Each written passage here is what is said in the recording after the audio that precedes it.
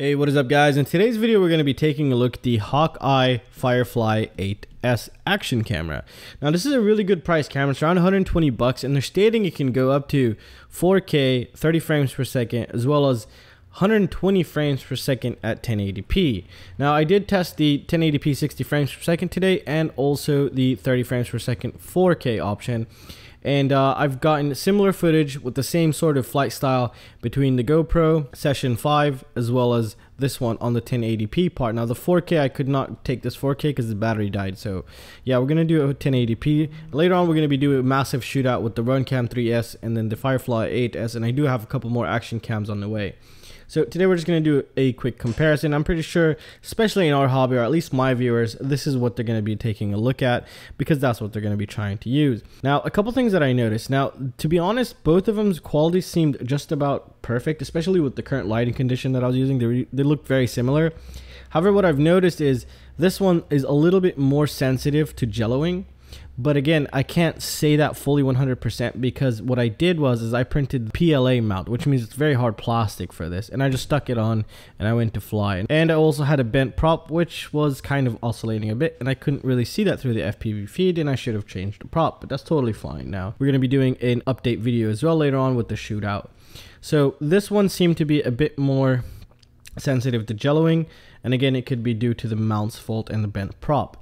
This one did not notice any of that because I was using a TPU mount, which means very flexible and it soaks up most of the vibrations and it's kind of stiff. So it's really nice in that perspective. But the overall quality, both of them looked absolutely pretty similar, to be honest, really close to each other. This one was really sharp. Like I can totally see the picture being very sharp. And when I bumped it up to 4K, the jelloing effect, it just became more sensitive to vibrations.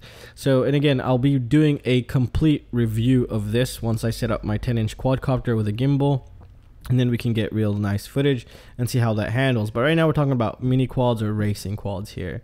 So this thing has a lot of features and it comes with a lot of things and it's really great price. So you can do a lot of things with this, which is really nice. And they provide you with a bunch of things which we'll take a look at right now. So as you can tell here, you can set it up on a tripod. Also, the battery is removable, so that's also a huge plus, huge plus, which I'll probably be picking up more batteries for this. Also, a couple things is you have this little thing sticking out here. It's supposed to be as a heat sink, so it kind of, when your quad or whatever is moving, it'll hit air here and kind of cool the internals because it's probably running a lot of processing inside. And what we're going to do is we're not going to go through every single option this thing has, but this thing has Bluetooth, Wi-Fi, it has a lot of things. I'm going to take you to the menu option to take a look at the resolutions that it can record in. Alright, so we're going to check out the video resolution. So I'm just going to go through these. So this is the maximum, which is 4K 30 frames a second at 16:9. And I'm just going to scroll down through these very slowly so you can see them. So it'll just take forever to read every single one of them out for you.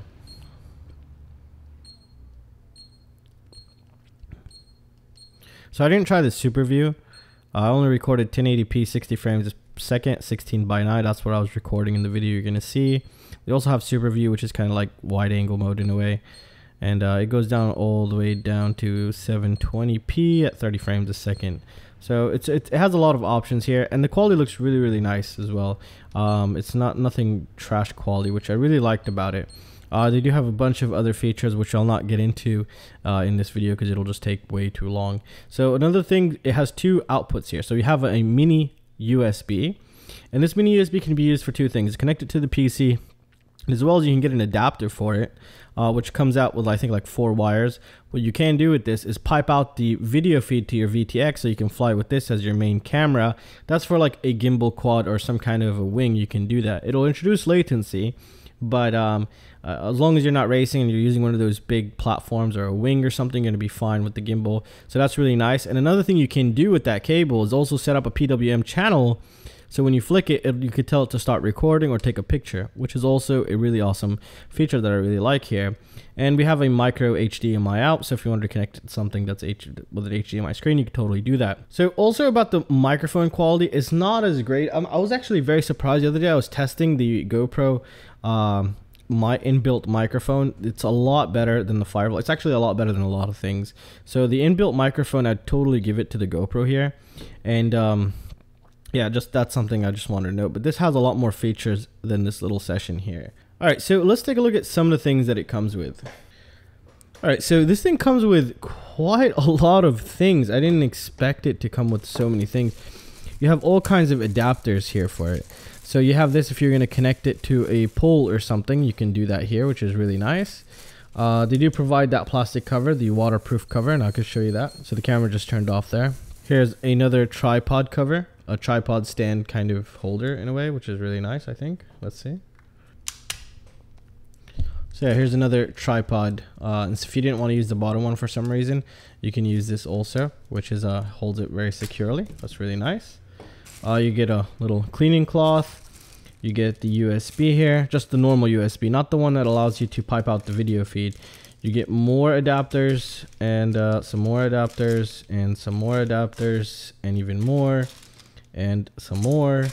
And you get these that you can stick to your whatever it is, and then you can set it up. And this is crazy. I mean, it comes with so many things. They even give you zip ties. I don't know why the hell it would give you zip ties. More 3M stick, double-sided tape here. Some straps and a clip here where you could clip it to something. And yeah, it's just it comes preloaded with things. I mean, 130 bucks, you're getting quite a lot actually, which is really nice to see here. You also do get the waterproof cover, but that one's currently on my Cheetah, and that's what I stick this on my Cheetah, my JLB Cheetah Racing, and that's what I use here. So overall, it's a really nice little camera. It does come with a lot of things, and I do think you're actually getting what you paid for here. I mean, to be honest, for 130 bucks, I can't complain. They also give you this little protector thingy, which I highly recommend you use. You just stick that on there, so I guess it, you know, if it falls straight flat, it won't hit the lens here, even though even the lens is recessed inside through the normal one. And the quality, the plastic quality, it's kind of, it's weird. It's like rubbery plastic in a way, which is really nice. Here it's kind of harder plastic. Obviously here you have a full screen, and yeah, there we go, just popped it into place. Today I got in a hard crash and nothing happened, just that little right there, that little piece. So it was still working. I didn't lose any videos, and it was just absolutely phenomenal. So that's going to conclude it for my review of the Hawkeye Firefly 8S, and I'll leave you guys with the footage. You guys compare for yourself, see what you like, see if it's something you'd want, and that's all I gotta say for this review. And I really hope you guys enjoyed it, and I'll see you in the next one. Peace out, guys.